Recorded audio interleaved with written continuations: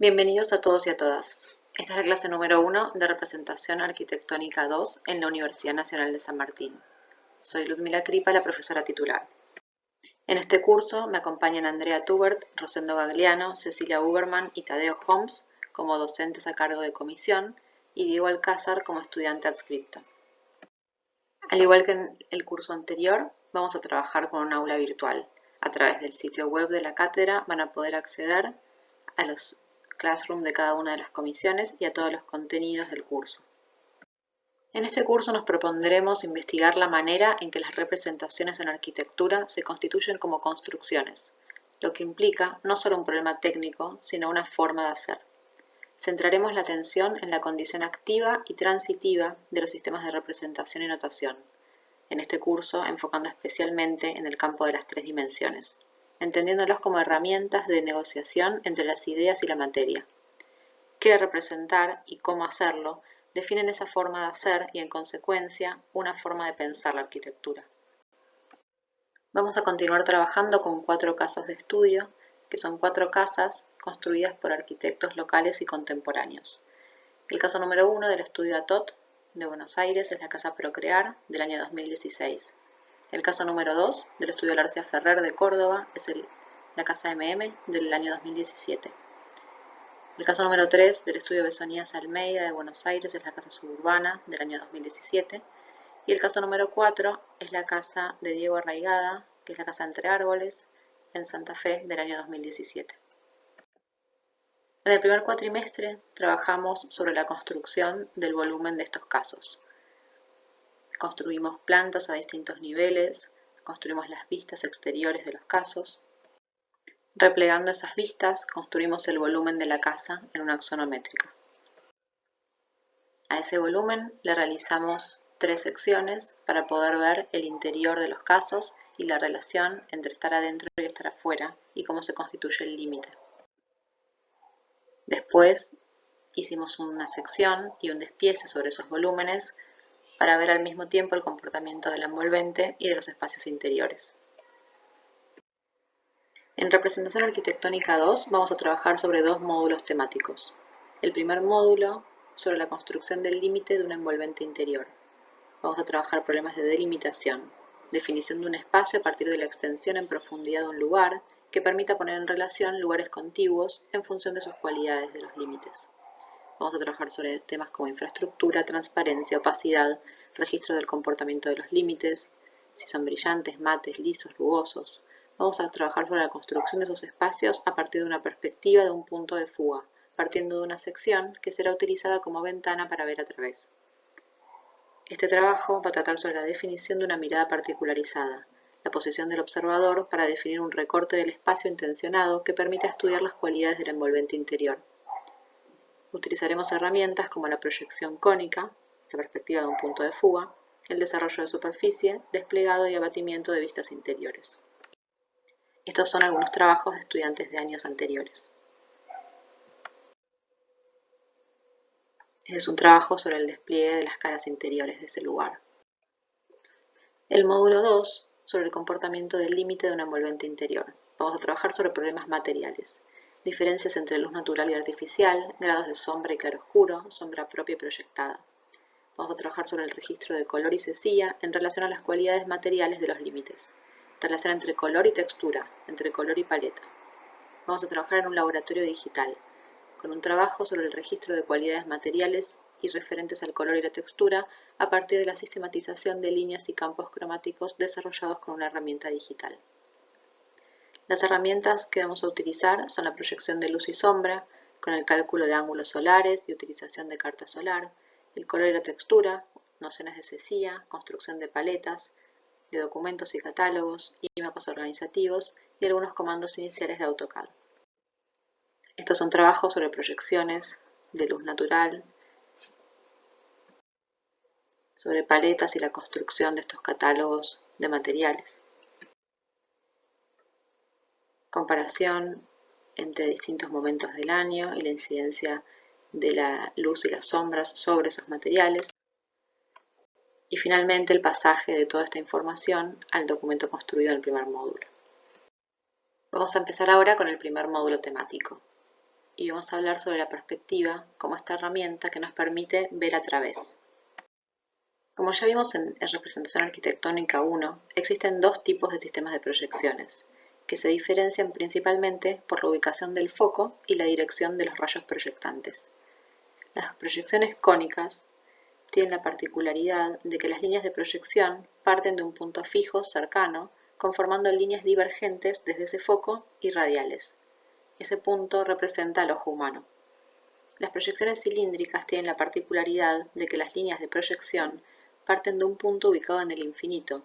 Esto conforma líneas paralelas perpendiculares al plano o cuadro de proyección. Es lo que también se entiende como sistema diédrico.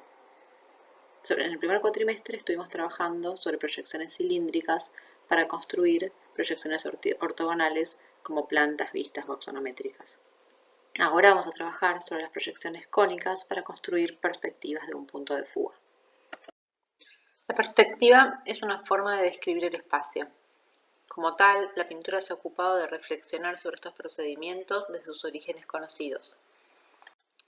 En particular, en este curso vamos a detenernos en la perspectiva como procedimiento de mirar a través, es decir, aquellas formas de perspectiva que formalizan una técnica compatible para la pintura y la arquitectura, para construir una proyección de base abstracta y geométrica y no una proyección óptica.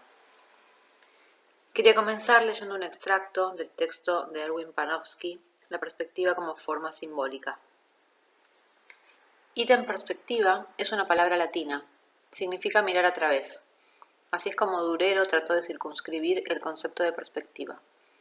Hablaremos en sentido pleno de una intuición perspectiva del espacio, allí, y solo allí, donde todo el cuadro, citando la expresión de otro teórico del Renacimiento, se haya transformado en cierto modo en una ventana, a través de la cual nos parezca estar viendo el espacio.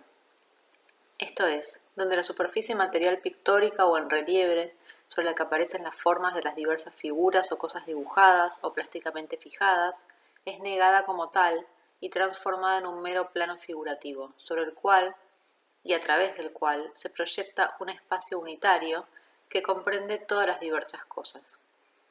Sin importar si esta proyección está determinada por la inmediata impresión sensible o por una construcción geométrica más o menos correcta.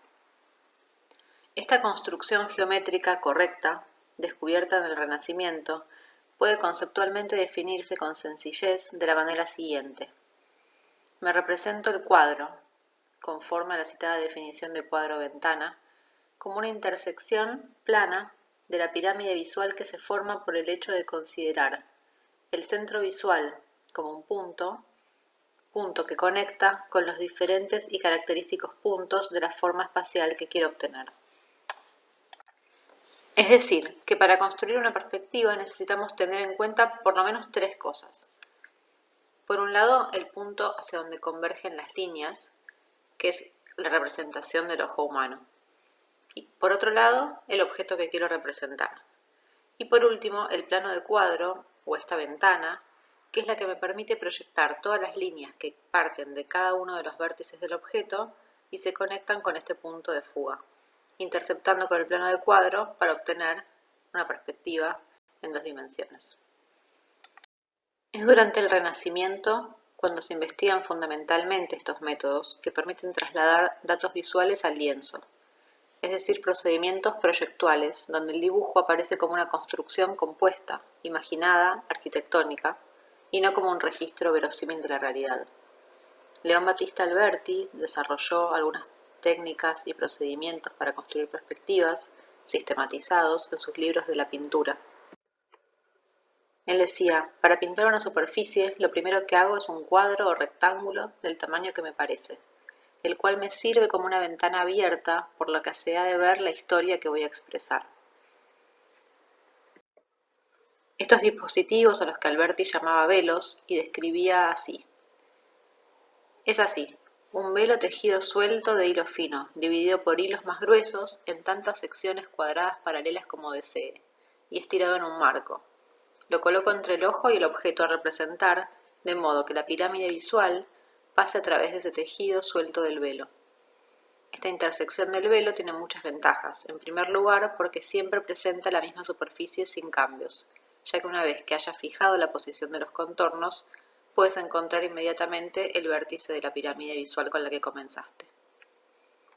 Estas son algunas representaciones de esos dispositivos que planteaba Alberti para fijar de alguna manera un sistema que permitiera construir la perspectiva a partir de fijar un punto o un punto que simulaba la posición del ojo y esta ventana, este plano de cuadro materializado en una grilla que le permitía medir punto por punto lo que veía a través.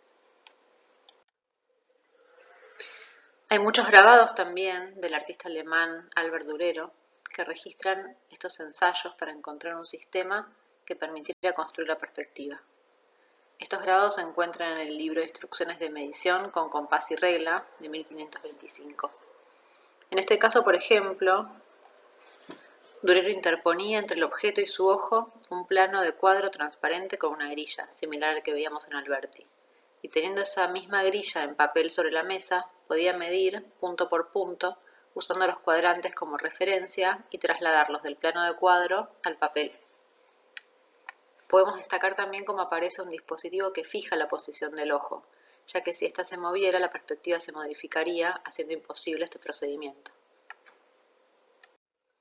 O estas máquinas más sofisticadas donde a través de un hilo materializaba los rayos proyectantes o líneas de fuga, uniendo cada uno de los puntos del objeto, en este caso el laúd, con un punto de fuga que estaba fijo en la pared y marcándolo sobre el plano de cuadro que estaba materializado por un plano de papel vertical.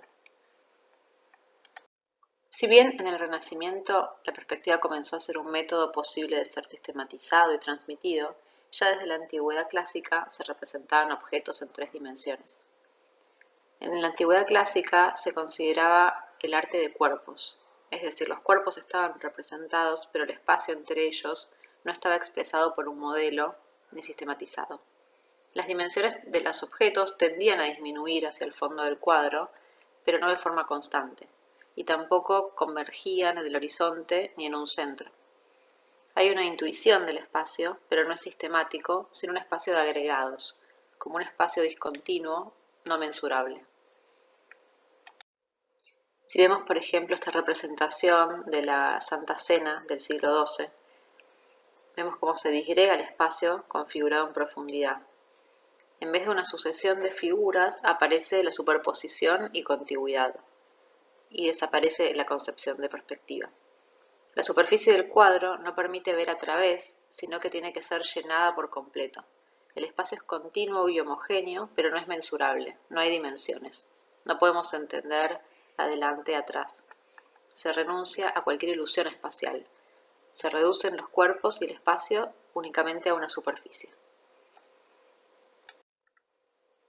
Con Giotto, si vemos una escena también representando a la Santa Cena, pero en este caso del siglo XIV, aparecen por primera vez interiores cerrados concebidos como cuerpos vacíos, es decir, donde el espacio aparece ya como un espacio vacío en 3 dimensiones donde los cuerpos se disponen.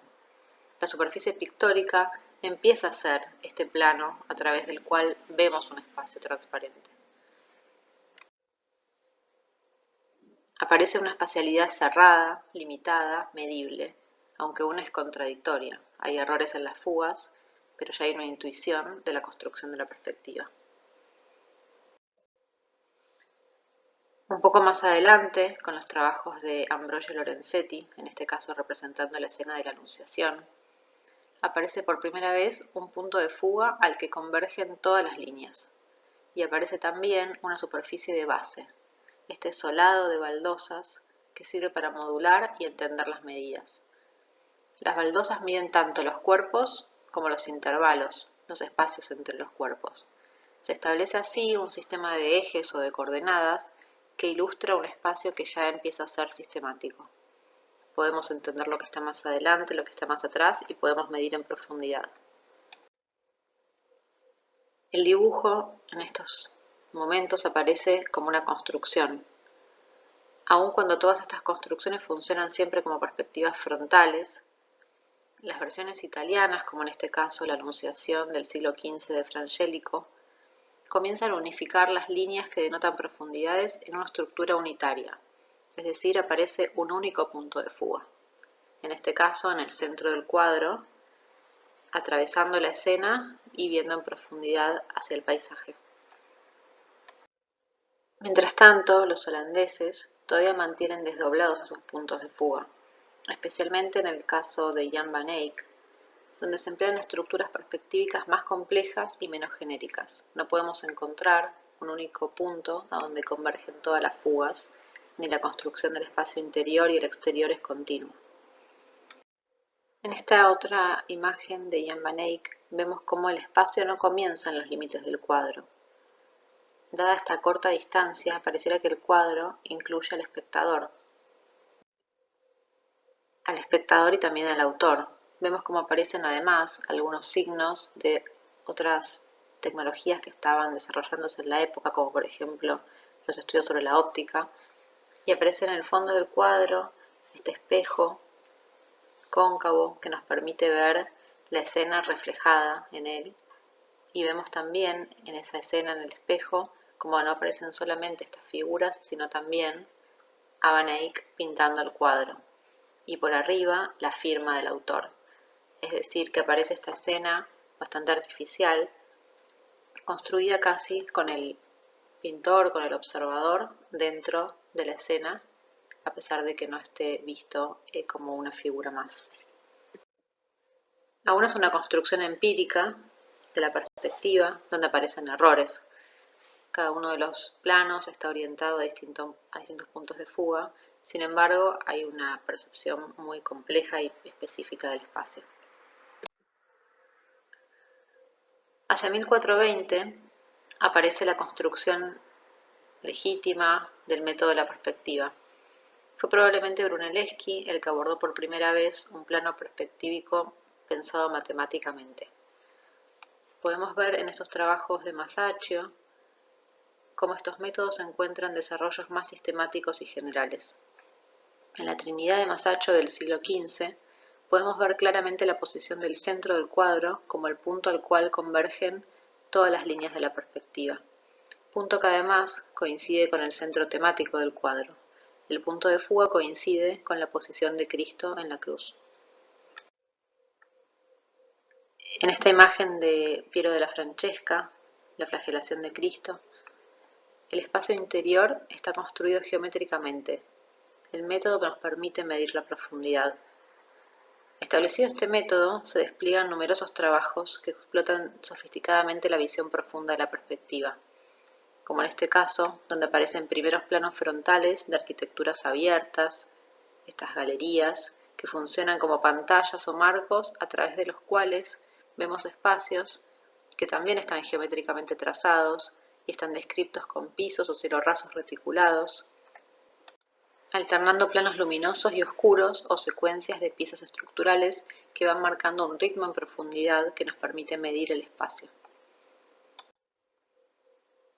Utilizan siempre el método definido por Alberti, donde la perspectiva es ahora la intersección de un plano con la pirámide visual.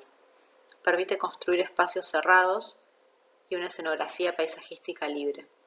En este caso vemos un estudio de Leonardo da Vinci para el fondo de un cuadro, que es la Adoración de los Magos de 1481. Vemos cómo ese fondo está construido geométricamente y matemáticamente, y todas las líneas coinciden en un mismo punto de fuga, que permite proyectar y construir estos espacios o estos paisajes de una forma sistemática y precisa. Ahora, si vemos el cuadro final de la Adoración de los Magos, vemos cómo estos ensayos anteriores ahora construyen el fondo de esta escena religiosa, que aparece en primer plano, pero aparece toda la escena como una misma unidad. El Renacimiento construye esta concepción unitaria del espacio de extensión infinita. Lo que está delante, lo que está atrás, lo que está en primer plano y lo que está de fondo coinciden en esta construcción matemática del espacio tridimensional. Allí el cuadro deviene ventana, y este uso de la perspectiva enfatiza el rol de la pintura como un arte de descripción eminentemente espacial, muy cercana a la arquitectura.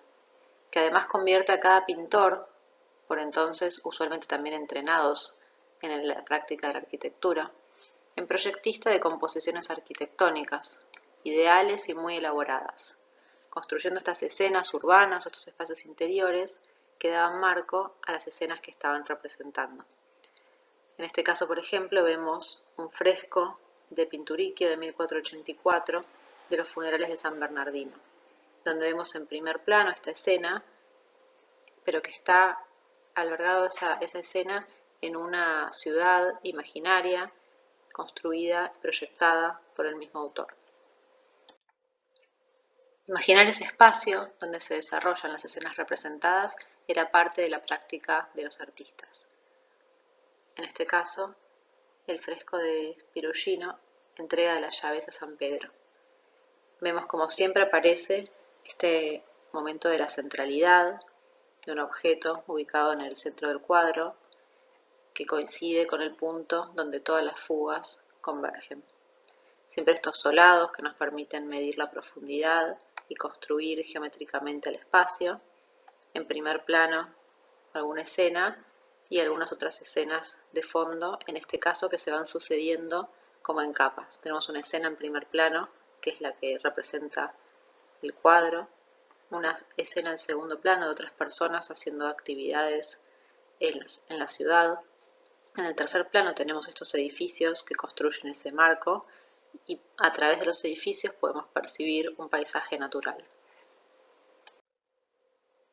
Inclusive a veces los artistas llegan a proyectar espacios que podrían ser representados en sí mismos, donde no aparecen escenas ni figuras humanas, sino que utilizan la perspectiva para proyectar o imaginar arquitectura. En este caso, por ejemplo, este cuadro sobre la ciudad ideal, que está atribuida a la Escuela de Urbino, también de 1480. Así en Italia se construye el exterior siempre frontal y a distancia. Antonello da Messina construye en 1475 el cuarto de estudio de San Jerónimo desde una notable distancia. Hace comenzar el espacio en o detrás de la superficie del cuadro y coloca el punto de vista casi en el centro. Este es un cuadro donde el interior se construye a partir de una superficie anterior que está descubierta. Estamos viendo un espacio adentro de otro espacio, desde afuera. El espacio comienza detrás de la superficie del cuadro, detrás de esa pared de piedras con un arco que se constituye como esta ventana a través de la cual vemos. El punto de vista en el centro hace una reivindicación del objeto. San Jerónimo en el centro, con su cuarto de estudio, como un objeto adentro del espacio. Entendemos sus cualidades formales, su simetría, sus medidas. Y aparece nuevamente el piso con esta grilla de mosaicos que nos permite entender la profundidad del espacio. También a partir de la luz y la proyección de sombras, podemos identificar diferencias entre un espacio iluminado exterior, donde está ubicado el pintor, un espacio interior más lúgubre, y volver a reconocer otro espacio abierto en el paisaje que está por detrás del edificio. Por el contrario, Durero nos muestra otra versión de San Jerónimo en su gabinete.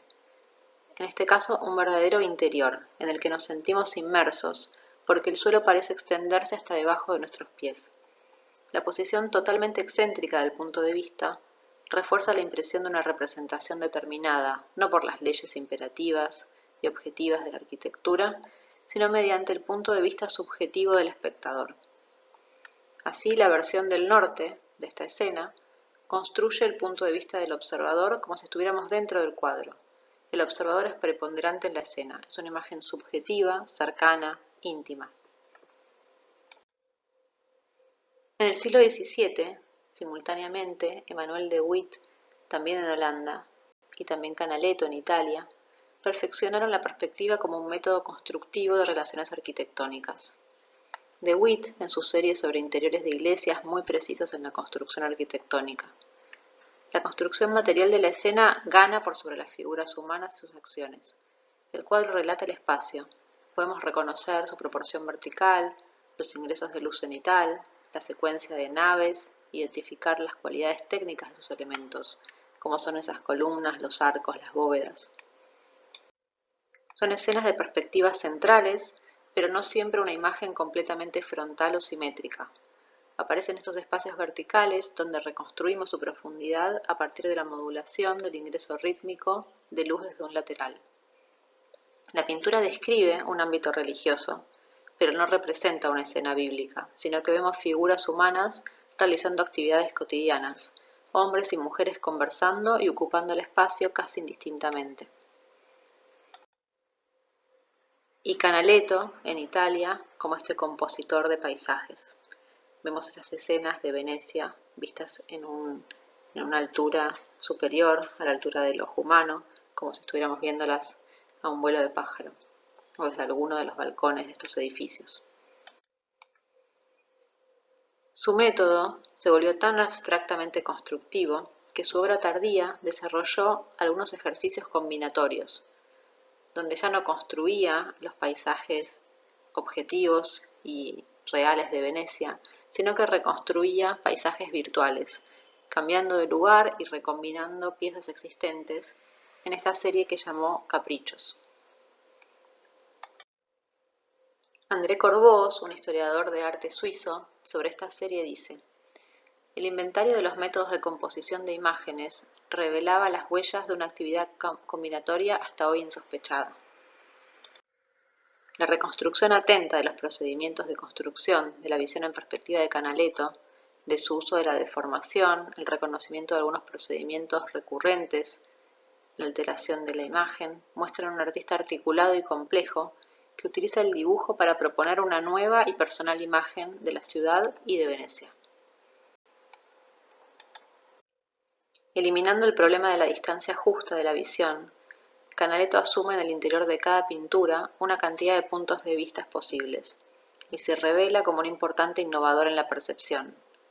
No está construyendo una imagen de la realidad, sino que está construyendo una visión.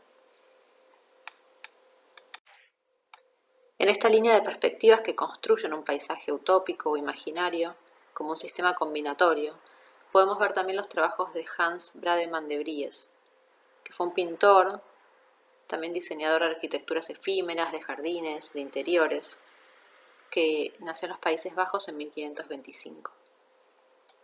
De Vries escribió un tratado sobre perspectiva que fue muy difundido, sobre todo en el norte de Europa, y en ese tratado decía: ut pictura ita visio, la vista es como la pintura.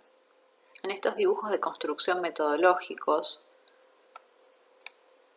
vemos cómo la multiplicación de los puntos de fuga lleva el ojo de una vista a otra, de acá para allá, de arriba hacia abajo, adentro y afuera de una habitación vacía. Se produce la misma acumulación de vistas que sugería un ojo que no está fijo, sino en movimiento. Cuando las figuras entran, quedan cautivas de la realidad vista, enredadas en esas líneas de visión que las sitúan. El artista holandés, a diferencia de los italianos, añade esta experiencia visual real al sistema perspectivo artificial. La multiplicidad de ojos y de cosas vistas que componen estas superficies producen un efecto sincopado. No hay forma de quedarse afuera y captar un solo espacio homogéneo. En esta imagen vemos la construcción de una escena, donde encontramos todos esos puntos de fuga que construyen las distintas profundidades de este espacio, que luego se convertirá en este grabado, donde el espacio lineal y geométrico se carga de otra clase de información, texturas, rugosidad, claroscuro, que describe un comportamiento de esos volúmenes ante la luz y una relación continua entre este objeto y su entorno urbano.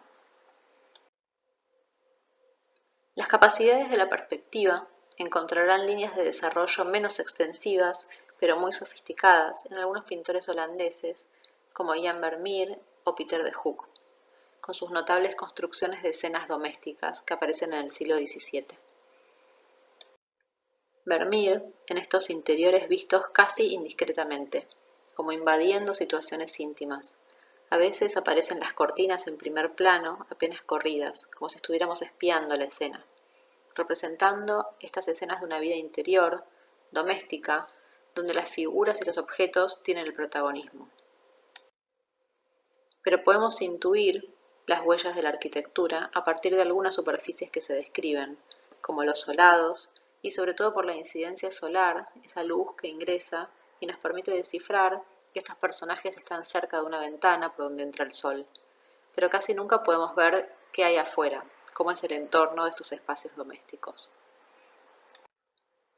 De Hooke, en cambio, va a construir estas obras enfocando los pasajes entre ambientes, entre interior y exterior, describiendo actividades cotidianas alrededor de los umbrales de las casas. Aquí la definición arquitectónica de las viviendas descriptas alcanza una precisión inusitada, y la perspectiva siempre funciona como un planteo de espacios secuenciales. Un ambiente en primer plano, una transición, algún otro ambiente detrás, del interior al exterior o viceversa. La luz modula el espacio, permite recorrer la secuencia. Hay que prestar en estas imágenes una atención especial al rol de la mujer y los niños, las actividades domésticas, las manos, el intercambio de objetos, el detalle en la construcción de los solados, las baldosas en damero que nos permiten siempre medir y modular el espacio. Siempre relacionando espacios interiores y exteriores y construyendo estos umbrales intermedios. Patios, callejones e incluso la calle de fondo, y vemos una figura femenina en la casa vecina, dando un indicio de esta relación gradual entre espacio público y privado. Sin dudas estas casas están en un entorno urbano que de Hooke describe en segundo plano, pero en el sitio donde se ubica la fuga de la imagen. Los procedimientos de la perspectiva se volvieron aún más universales y sistemáticos luego de la Revolución Francesa, cuando la expansión imperial napoleónica estableció en la mayoría de Europa una organización del Estado con nuevas instituciones, formalizando numerosos saberes a través de las ingenierías en las escuelas politécnicas, incluyendo una visión más práctica y más productiva de la ciencia. Allí la perspectiva y la axonometría concurrieron con el sistema desarrollado entonces por Gaspar Monge, en una disciplina consolidada, la geometría descriptiva, que se ajustaba además a los estados conceptuales más actuales de la matemática y estaba acompañada por procedimientos proyectuales más sistemáticos, abstractos y racionalistas. Monge retoma la tradición renacentista de construir la perspectiva a partir de una proyección cónica desde la planta y la vista, un sistema similar al que usamos en la actualidad. Estas son algunas de las láminas de su tratado de geometría descriptiva. Este sistema, que era el que se utilizaba en el Renacimiento, había sido reemplazado por métodos más complejos y menos sistematizados que Monge recupera y escribe en un tratado que se difunde ampliamente en toda Europa. Estos métodos influyeron directamente sobre la formación de los arquitectos al extender sus procedimientos también a las escuelas de bellas artes. Es el caso de Carl Schinkel, Giambattista Piranesi, Louis Boullée, que serán notables constructores de perspectivas en estos términos, enfatizando esta condición de visión, ya sea para hacer presentes escenas de un mundo que está por venir, como en el caso de Boullée, donde construye estos espacios de grandísimo tamaño para dar lugar al mundo que estaba por venir, al mundo que se estaba inventando a partir de la Revolución Francesa. O definitivamente un mundo perdido o imaginario, como en el caso de los grabados de Piranesi, que recuperan las visiones de la antigua y clásica Roma, o para poner en juego la anticipación de grandes transformaciones urbanas que estaban siendo proyectadas previas a su realización, como en el caso de Carl Schinkel, que construye estas perspectivas para representar estos espacios interiores como dispositivos desde los cuales ver un paisaje urbano o un paisaje natural. Sin embargo, a fines del siglo XIX, estas prácticas comenzaron a evidenciar ciertas incapacidades para mantener unificado el saber arquitectónico. En ese contexto, la práctica de la perspectiva enfatizó en esa crisis un desdoblamiento que siempre la determinó.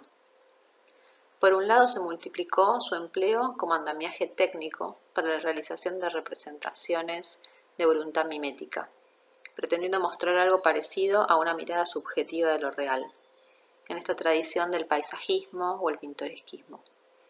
Por otro lado, también se desarrolló una línea más abstracta, empleando el dibujo perspectívico como una construcción de medidas y posiciones, de secuencias y contrastes, en sintonía con las transformaciones que requerían el arte moderno. Frank Lloyd Wright va a encarnar, paradójicamente, uno de los más afinados exponentes de ambas versiones. Va a realizar al mismo tiempo, con métodos convencionales de perspectiva, dibujos de paisajes como campos continuos, donde los edificios se diluyen en la naturaleza y nos vemos inmersos en ella. Y por otro lado, dibujos de combinación de elementos arquitectónicos, en dramáticos contrastes de blancos y negros, donde parece perderse la condición de verosimilitud visual en favor de un estudio más organizativo. Me interesaba en esta línea la continuidad de estas perspectivas de Wright en las del arquitecto italiano Giorgio Grassi, que va a realizar en los años 60 y 70, donde la construcción geométrica aparece con un gran rigor, quitando de la imagen todo elemento que no responda a la construcción y organización geométrica del proyecto, experimentando la posición del observador en estas perspectivas que son centrales y simétricas, con un observador ligeramente elevado. O estos escorzos donde vemos la variación de estas columnatas y cómo ver a través de ellas, tanto desde afuera como desde adentro. Ignacy Solá Morales, sobre estos dibujos, dice: de la misma manera que en sus proyectos, Grassi, en el dibujo se aleja en todo momento de cualquier tentación narrativa o literaria, sin caer en aquella clase de representaciones perspectivas llenas de anécdotas, para centrarse en cambio en la descripción lógico-geométrica de sus edificios. Mies van der Rohe, en el siglo XX, iniciará otra línea de investigación en relación a la perspectiva, combinando dibujo y montaje, con la construcción de estos interiores muy sintéticos y abstractos. Se repite en las perspectivas de Mies la estricta modulación del espacio, que se define con pocas líneas en el piso y en el cielo raso, y establece una relación precisa entre interior y exterior, entendiendo la envolvente, ese plano que vemos en el fondo, como un dispositivo que enmarca el paisaje, en este caso, un paisaje urbano, visto desde un piso muy alto, en el Seagram, un edificio emblemático proyectado por él en Manhattan. Estas imágenes definen espacios continuos que serán ocupados por algunos elementos, esculturas, obras de arte, planos de diferentes materiales, que serán descritos a partir del collage, con superficies cualificadas. A diferencia de la caja arquitectónica, estos planos van a tener una cualidad transparente u opaca, brillante o mate, lisa o rugosa, con un color. Ver a través de estos planos transparentes, entender las profundidades y la cualidad de todos estos límites.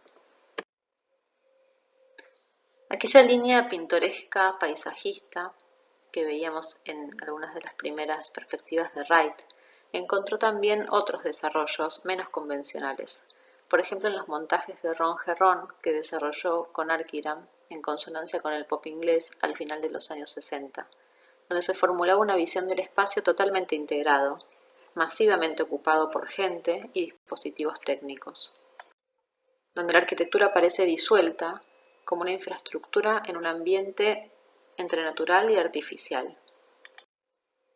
O también en el caso de Superstudio, un grupo arquitectónico italiano también de fines de los años 60 y 70. Ellos utilizan el montaje para ilustrar una arquitectura revolucionaria con visiones utópicas sobre una ciudad ideal, usando nuevamente la perspectiva como organización espacial, donde una arquitectura totalizadora, representada como esta grilla tridimensional, que era continua a lo largo de todo el mundo, y nuevamente esa grilla espacial nos permite medir y posicionar a los objetos en el espacio. Podemos ver otra línea en las perspectivas de Le Corbusier. Sobre todo me interesa esta serie de perspectivas interiores, donde se hace muy preponderante la posición del observador, y la visión objetual del edificio se reemplaza por una visión perceptual, subjetiva, un dibujo que incluye no solo lo material, sino también los rastros del habitar. Podemos ver objetos sobre la mesa, una taza de café, un libro, imaginar que una persona recién estuvo sentada allí. Vemos a estos personajes realizando acciones muy particulares, Vemos sus objetos, sus vestimentas, podemos imaginar sus formas de ocupar estos espacios, siempre pensando la arquitectura como un marco hacia el paisaje. Nuevamente la perspectiva se enmarca como una ventana para ver un interior. Y en estos croquis la figura humana permite tener una escala que se completa con el registro del módulo del piso y la posición de algunos elementos en un campo que parece completamente continuo. Campos que en estos nuevos programas se vuelven muy extensos y se definen espacialmente por muy pocos elementos. Pisos que cambian de nivel y una grilla de columnas que pareciera que podría extenderse hacia el infinito. Sobre esta tradición se apoyará, años más tarde, James Stirling para producir esta notable serie de dibujos que realizará junto a Leon Krier, construyendo con esta técnica del corte perspectivado una definición precisa de la ventana a través de la cual vemos. Y aparece esta dualidad entre una escena en primer plano y la profundidad de campo, que nos recuerda a estas imágenes que veíamos de Piero della Francesca. Es muy interesante en Stirling ver la relación entre las axonometrías y perspectivas para el mismo proyecto. Lo que en la axonometría definía el alcance y la continuidad de las partes, y se entendía, por ejemplo, la repetición de los elementos, en la perspectiva el foco está puesto en la profundidad del espacio, medirlo a partir del ritmo y de los cuerpos en el espacio. El uso de la línea como una forma de medir. Aparecen por momentos elementos que están por fuera del plano de cuadro. En este caso está representado el mismo Leon Krier, el que hizo estos dibujos, y los dibujos se vuelven relatos, no solo del edificio, sino también del contexto en el que se enmarca el proyecto. Con estos guiños a Le Corbusier, donde ordena el espacio a partir de la repetición de estos elementos verticales, de estas columnas, y repite estos recursos, como el de cortar una columna para poder ver a través de los elementos, quitando de la perspectiva cualquier pretensión realista para construir una visión. Con técnicas menos sistemáticas y más sensibles, pero en la misma línea, las perspectivas de Álvaro Siza retomarán esta idea de imágenes subjetivas que reconstruyen una visión desde el punto de vista del espectador. En este caso, un croquis de Álvaro Siza dentro de la Ville-Savoie de Le Corbusier. O en sus croquis de viajes, donde aparece siempre en primer plano sus propias manos, sus manos dibujando el lápiz, el papel, una mirada completamente subjetiva con el espectador inmerso dentro del paisaje. O algunas perspectivas más sintéticas de proyectos, donde pareciera que una sola línea puede plegarse, recorrer y construir el espacio, que fuga diagonalmente hacia arriba y hacia afuera y permite perspectivas largas en espacios muy comprimidos. En los años 80 y 90, Enric Miralles va a revitalizar la perspectiva al recuperar esta condición constructiva del dibujo, que va a guiar los procedimientos de definición de los elementos y las combinaciones tecnológicas de la arquitectura, siempre utilizando esta combinación de elementos lineales. Son dibujos de mucha síntesis, pero con una precisa definición de los límites, de sus cualidades, sus técnicas y de la percepción. Con sutiles cambios en el tipo de línea, distinguimos planos vidriados de planos opacos, o la construcción de estas pantallas que nos permiten ver a través de ellas. Un poco más contemporáneo, Atelier Bow Wow, en Japón, recupera el uso del corte perspectivado de un punto de fuga para ilustrar esta relación entre infraestructura y formas de ocupación del habitar, describiendo simultáneamente condiciones técnicas de los edificios y formas de uso, con el mismo grado de atención y detalle. Dibujos que empiezan a incorporar también parte del contexto. Podemos ver la relación entre el edificio y los edificios vecinos, la vereda, el tipo de solado y vegetación que hay alrededor. Pero la definición se vuelve más precisa, más exhaustiva y más concentrada en la construcción del envolvente del edificio y de las actividades que estas figuras realizan dentro de él. Y finalmente, continuando esta tradición histórica, pero siempre tan actual y renovada del uso de la perspectiva, quería compartir algunos trabajos de estudiantes de cursos anteriores para entender el uso que podemos aquí y ahora darle a estos sistemas. Cómo construir un punto de vista, desde dónde queremos ver estas casas con las que estamos trabajando. Posicionarnos en el centro o desplazados, construir esta dualidad entre espacios chatos y espacios de mucha profundidad, primeros planos y fondos. Encontrar la continuidad entre un espacio interior y un espacio exterior. Darle cualidad a esas envolventes. Construir al entorno, al límite del espacio interior, como esta ventana que nos permite ver hacia adentro. O entender la continuidad entre el exterior y el interior, como esta serie de umbrales secuencial, en horizontal y también en profundidad. Entender rítmicamente la relación entre algunas cualidades técnicas de los edificios y esa percepción espacial. Construir estas perspectivas muy cercanas que nos hacen situarnos en el interior, como si estuviéramos realmente ubicados en el interior de estas viviendas.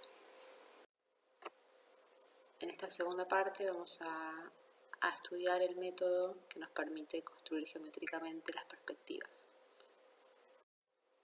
Como hablamos en la primera parte, la perspectiva nos hace pensar en por lo menos tres elementos, ¿no? En primer lugar, tenemos que entender que la perspectiva pone en relación a un objeto con un observador, es decir, que fija una posición del observador con respecto al objeto.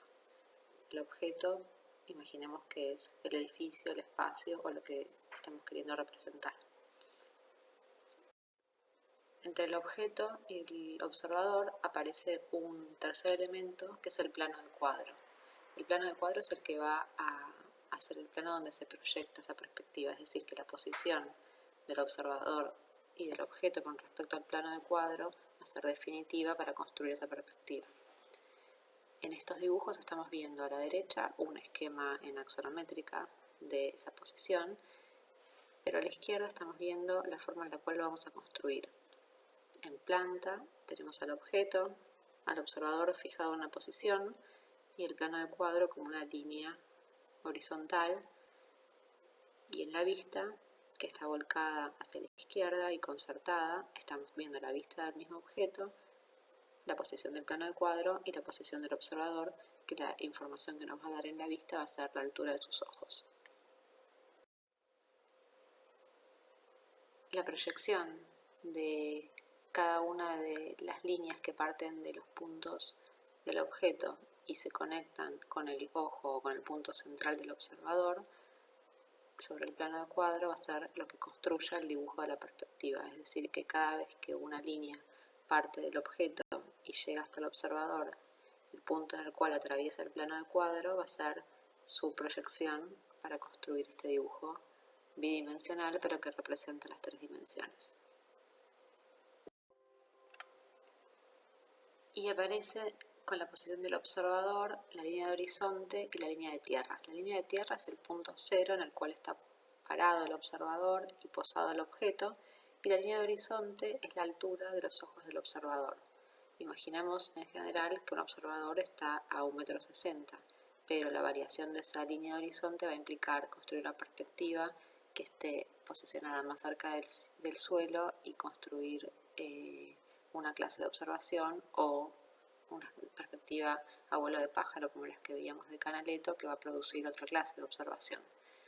Entonces, estos son los elementos que tenemos que definir primero. Los puntos de fuga son los puntos a los cuales se convergen todas las líneas que son paralelas entre sí. En este caso, como el objeto está girado con respecto al plano de cuadro y ninguna de sus direcciones es paralela o perpendicular a él, aparecen dos puntos de fuga, uno por cada dirección del objeto. En este caso, al ser un prisma, tiene dos direcciones preponderantes en planta y van a aparecer un punto de fuga para unas direcciones y un punto de fuga para otros. Entonces, si lo vemos paso por paso, tenemos la posición del objeto. Al observador lo tenemos en una posición con respecto al objeto en el eje Y, a una distancia con respecto al objeto en el eje X y a una altura en el eje Z. Eso nos brinda una posición fija entre objeto y observador, que va a hacer que las líneas que parten del objeto y llegan al observador sean solamente una en cada caso, y estas líneas van a proyectarse en un punto específico del plano de cuadro. Y por otro lado está definida una altura de los ojos del observador, es decir, una altura de la línea de horizonte. En este caso, como el objeto tiene dos direcciones y nos va a construir dos puntos de fuga, lo que vamos a hacer es producir una línea paralela a cada una de las direcciones del objeto, pero que pase por el punto donde está el observador. Cuando esa línea la proyectamos hacia el plano de cuadro y la llevamos en vertical hacia la vista que estamos construyendo, nos va a dar el punto de fuga en el lugar donde se junta con la línea de horizonte. Nosotros acá estamos trabajando con tres dibujos concertados al mismo tiempo, que son una planta, una vista volcada hacia la izquierda que nos va a permitir medir las profundidades, y en el plano superior la ventana a través de la cual vamos a construir la perspectiva. Entonces, si tomamos cada una de los puntos que queremos medir del objeto y construimos una recta entre ese punto y el observador, en el momento en el cual tocan con el plano de cuadro, lo proyectamos hacia nuestra ventana y encontramos su posición. Y como sabemos que todas las direcciones que son paralelas convergen en un mismo punto de fuga, proyectamos esas líneas en diagonal hacia el punto de fuga y vamos construyendo plano por plano.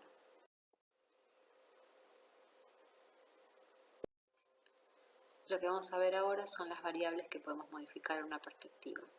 Para entender esta primera forma básica, acá vamos a hacer una perspectiva central de un punto de fuga, similar a las que van a construir ustedes. En una misma hoja vamos a posicionar la planta del objeto que queremos dibujar con su plano de cuadro, que en nuestro caso va a coincidir con una sección bidimensional, uno de los cortes que hicieron el primer cuatrimestre. Arriba vamos a posicionar la ventana, la que nos va a permitir ver hacia el interior, que va a ser justamente la información del corte que pasa por la línea de corte, es decir, que no vamos a dibujar nada de lo que se ve en vista por detrás, porque eso es lo que vamos a construir como perspectiva, sino que solo vamos a dibujar la delimitación de la sección. A la izquierda vemos otro dibujo que es un corte que pasa por la posición del observador perpendicular al primero, es decir, que nos va a permitir medir las profundidades de los objetos.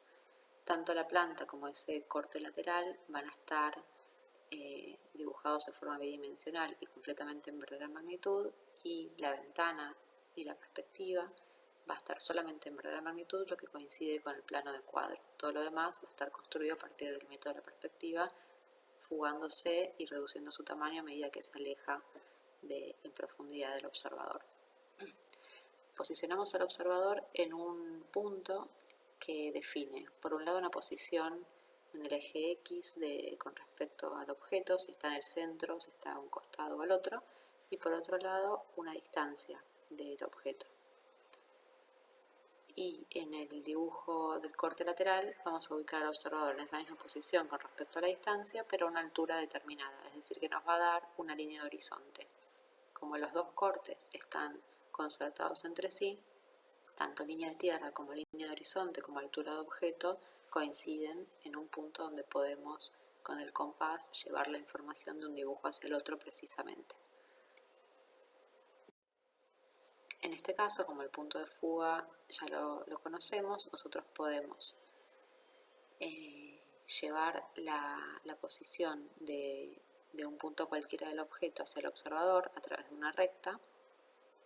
Cuando esa recta toca con el plano de cuadro, sabemos que ese es el punto donde se va a construir ese objeto en profundidad en la perspectiva. Llevamos esa recta hacia arriba, y como nosotros sabemos que esas dos caras son paralelas entre sí y van a fugar al punto de fuga, podemos saber que la posición del punto que está en el plano de cuadro con la del punto que está en el plano de atrás que estábamos dibujando se juntan en la dirección del punto de fuga. Entonces así vamos a construir esas caras, en este caso las dos caras paralelas, las dos caras de arriba y el plano de fondo.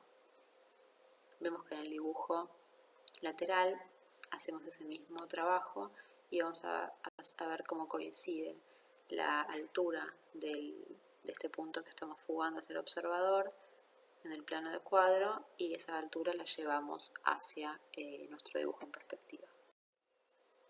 Y así voy a dibujar estas líneas que son las que me construyen las aristas de esas 5 caras que estamos viendo hacia el interior del objeto. Este punto de fuga está más cerca del plano de tierra que del cielo, entonces vamos a estar viendo ambas caras laterales simétricamente, pero el suelo y el cielo raso se ven diferenciados. La primera variación que vamos a hacer es de la posición del observador. En vez de ponerlo en el centro, vamos a correrlo hacia la izquierda. Mantenemos la distancia y la altura del observador. Cuando fugamos las líneas del objeto, vamos a ver que ya perdemos la simetría. La recta que conecta el punto más atrás de la izquierda con el observador no es igual a la recta que conecta el punto de la derecha. Y eso va a hacer que el punto de fuga se desplace junto con el observador. Cuando reconstruimos el espacio, vemos que ese espacio interior perdió simetría. Vemos con mayor definición la cara derecha y el cielo raso, y vemos con menor distancia la cara izquierda y el suelo. Entonces, al desplazar el observador hacia uno de los lados, estamos prevaleciendo la vista sobre el lado contrario. La segunda variación que vamos a hacer es sobre la altura del observador. Lo volvemos a colocar en el centro y a la misma distancia, pero vamos a variar su altura. En vez de posicionarlo a 1,60 m, lo vamos a posicionar a una altura mayor, en este caso por encima de la mitad del objeto. Entonces, tanto la altura del observador se desplaza junto con la línea del horizonte. El punto de fuga se desplaza junto con la línea del horizonte.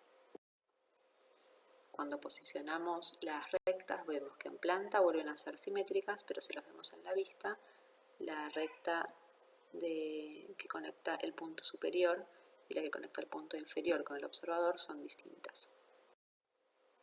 Cuando reconstruimos el espacio, volvemos a ver que las caras pierden simetría, pero en este caso en el eje vertical. En la primera imagen teníamos mayor descripción del cielo raso que del suelo, pero al elevar el observador estamos viendo con mayor definición el suelo y con menor distancia el cielo raso. La última variación que vamos a hacer es sobre la distancia del observador. Vamos a mantenerlo en el centro y a la altura original, pero vamos a acercarlo hacia el objeto, hacia el plano de cuadro. Ubicamos al punto de fuga respecto a la línea de horizonte, y al variar la distancia, la posición del punto de fuga no cambia, sino lo que va a cambiar va a ser la construcción de la perspectiva. Vemos que las rectas que se hacen entre los puntos que queremos representar y el observador adquieren un ángulo mayor, porque el observador está más cerca. Entonces, a medida que nos acercamos, ese ángulo se va incrementando. Si nos alejáramos mucho hacia el infinito, esas rectas se volverían paralelas entre sí y estaríamos construyendo una vista. En este caso, al acercar al observador, estamos construyendo una imagen que, si la acercáramos mucho, se transformaría en una especie de ojo de pez. En este caso, lo acercamos a una distancia tal que todavía se vuelve una imagen verosímil, pero que acentúe la perspectiva. Lo que vamos a ver es que esas diagonales tienen una inclinación mayor, y cuando vemos en la construcción del espacio, vemos que la profundidad que tienen las caras es mayor que la que veíamos en el primer dibujo. A pesar de que el espacio es el mismo y el objeto es el mismo, al acercar al observador podemos tener una emulación de una mayor profundidad de campo. Si vemos las 4 variables juntas, vemos como la primera era simétrica y con un punto de fuga distante de una medida estándar que tiene que ver con esos 45 grados que hablábamos antes. En la segunda imagen desplazamos el observador hacia un lado, entonces tenemos prevalencia de una cara sobre la otra. En la tercera desplazamos la altura del observador, entonces tenemos una prevalencia del suelo con respecto al cielo raso. Y en la cuarta acercamos al observador al objeto, entonces tenemos mayor profundidad de campo. Podemos ver esas caras como si se desplegaran con mayor longitud y podemos describir con mayor precisión lo que sucede en ellas, pero también el plano del fondo se vuelve más pequeño que en la imagen 1. Entonces, la mayor profundidad también va a hacer que las cosas se reduzcan con mayor intensidad en su tamaño a medida que se van en profundidad.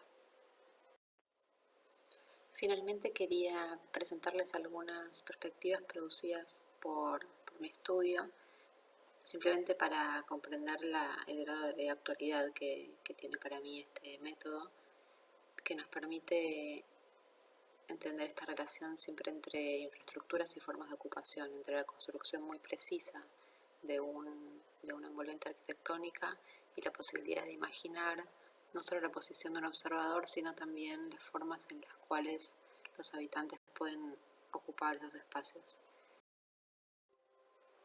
En los apuntes que hay disponibles en la web van a encontrar paso por paso cómo construir estos cortes perspectivados, estas perspectivas de un punto de fuga, y cómo hacer unos ensayos para encontrar la posición ideal del observador, que es el primer ejercicio que vamos a hacer.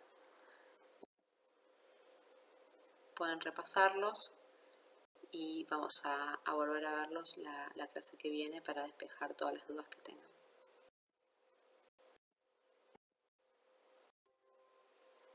Muchas gracias y ahora pueden seguir con la segunda parte de la clase, donde vamos a describir las consignas y el esquicio que vamos a realizar hoy.